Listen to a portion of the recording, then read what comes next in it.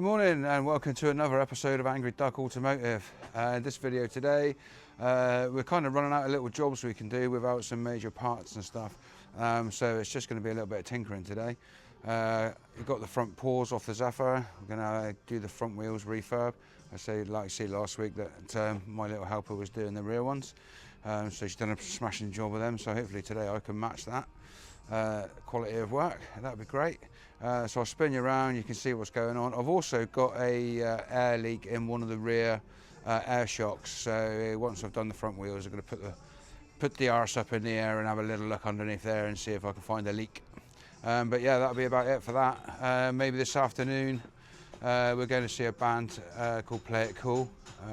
So that should be good. I'll see if I can film that, and we'll put a bit of that on the video as well. So yeah, stay tuned. So as you can see, the front paws are off. They are on floor. Pretty rusty, need a bit of a clean up and a refurb. So that's going to be my job for the next couple of hours. So yeah, fun times. Hello, Mr. Duck. It's almost time for him to be wearing his Christmas attire. So the tools of the trade for today are going to be one wire brush, sandpaper, and grease of the elbow. And we just got to get the rusty crap off, loose stuff and all that, and then, you know, prep them a little bit with an air gun, blow all the dust off, wipe them down, spray them up. But I've got to do masking, and that's a tedious job for me. I don't really like it. Unless it's a sticker, then it's easy. So yeah, that's going to be a ball ache, but bear with, we'll get it done.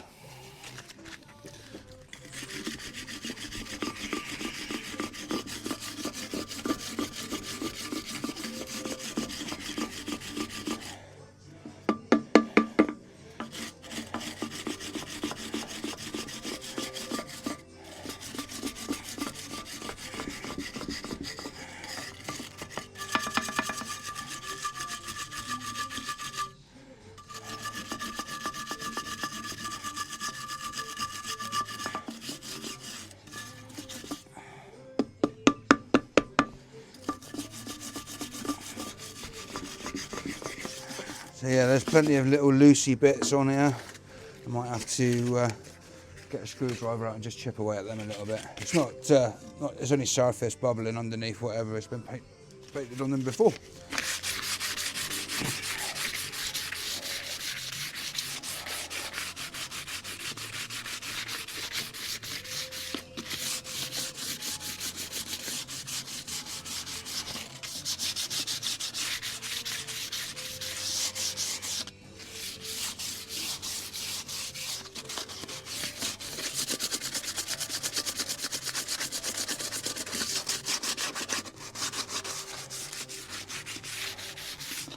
Yeah, it's a little bit under the paint in places. Just going to knock that off with a flathead screwdriver or something. The bendy screwdriver tool, specially made for not undoing screws, obviously, just for hooking stuff. Modified. Oh.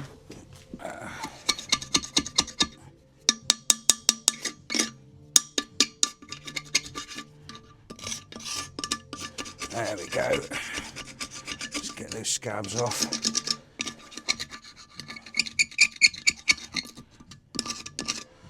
Oh, this is actually a very good tool for this.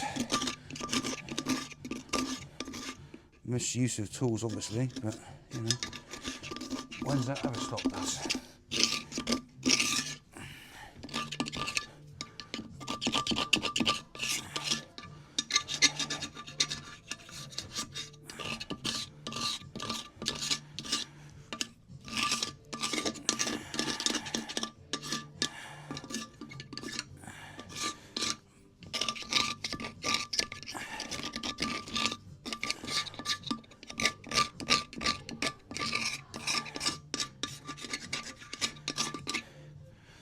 Okay.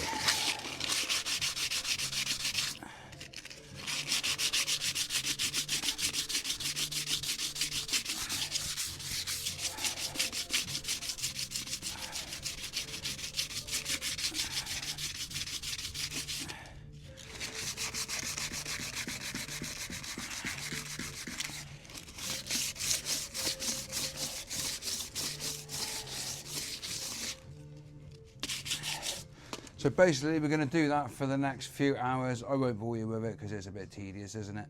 And then I'll come back to you guys when we're ready to do something interesting. Okay, so we've been here hours sanding and buffing and preparing the paintwork surface to be painted. I give it a bit of a light scuff off with some sandpaper and a wire brush and dug the rust out with a screwdriver. But I think they'll probably look all right when they're done. Yeah. Masked up. It is what it is, really.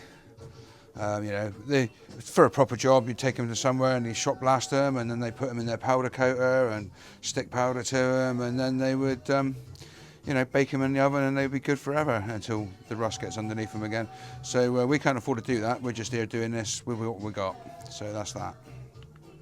So we're using the good old Simonized wheel steel because I prefer it to be a little bit darker than the, you know, the silver spray wheel paint that you can get. I just prefer the little slightly darker grey colour. I don't know why, it's personal preference probably, but just think wheels look better in that colour.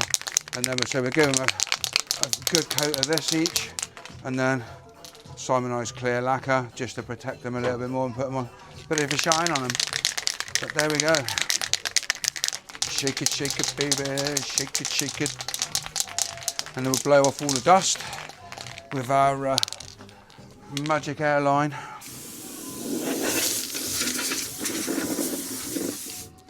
And that is going to be almost job done. What are you doing? There you go. Doesn't like it, does it? So yeah, here we go. Painting. Shake it.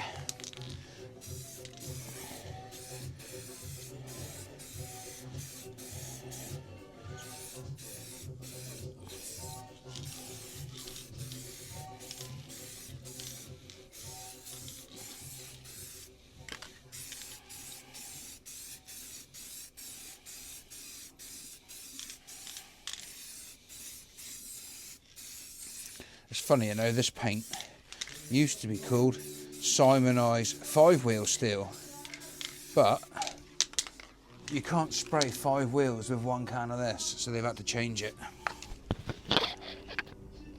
What I do is get the clear coat out. Once that's dried, we'll give that about another half hour to dry off, flash off nicely. Give it a couple of coats of clear, undermask them, and they can go back on the car.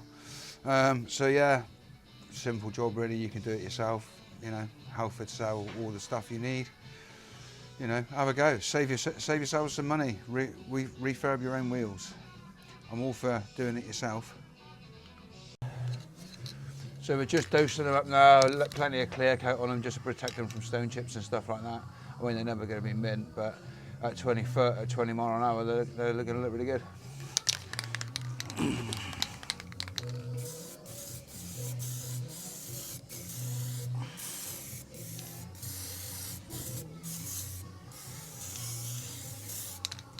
There we go, that's how you do it.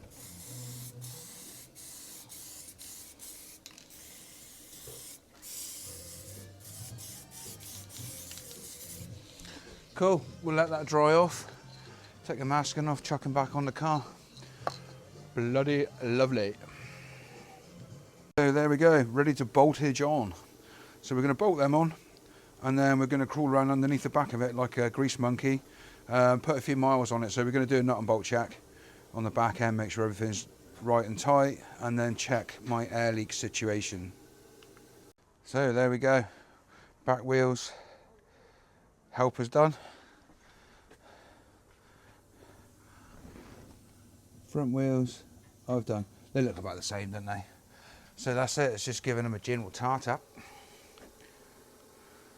Okay, so we're going to have a look underneath the back now, nut and bolt check. Make sure nothing's moved. Obviously we put a few miles on it this last couple of weeks since the back axle was in, so time to check all that over, and hopefully find the leak in my air shocks, because at the moment she's quite low at the back. I don't think it's got any suspension, so we're going to put some air in them and then see what happens. Yeah, so watch this gap. Hopefully it will increase. We can raise her up a little bit and then see where the leak is with a bit of luck. So I got a little, just a Schrader valve in the boot, and you have to obviously do it with an air compressor. Yeah, I mean she's only reading 10 psi now, so let's go. Is she going up? Yeah, she's going up. 30.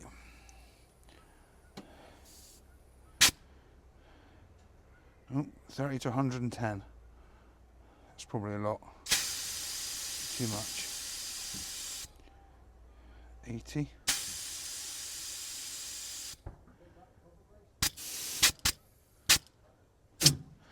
We'll leave it at 80 and that'll give us a good amount of pressure to be able to find a leak. So we just got to jack it up now. So we're lying on the floor now. I'm using this wheel as a nice pillow, and we're just going to check to make sure everything is still right and tight. Prop shaft bolts, rear axle bolts and stuff. As I say, I've done some miles with it this week, so it just pays to check everything over, make sure nothing's come loose. Safety first. All right.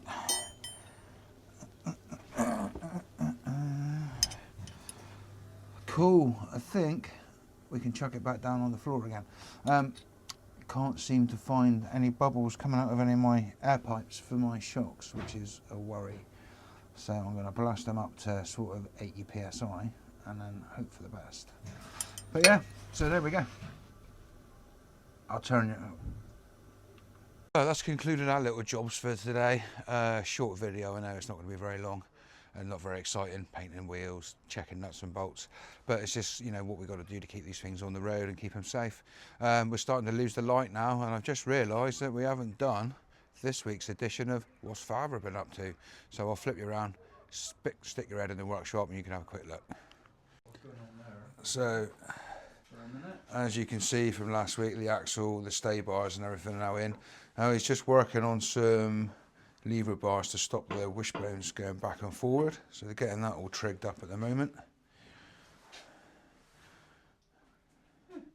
Bit of measuring, plumb lines and all sorts going on. It's all technical stuff. Bit kinky. You could tweak that one a little bit more to bring it out a little bit further. Because that one seems coming across more than... Yeah. How can we do that then? Go from there.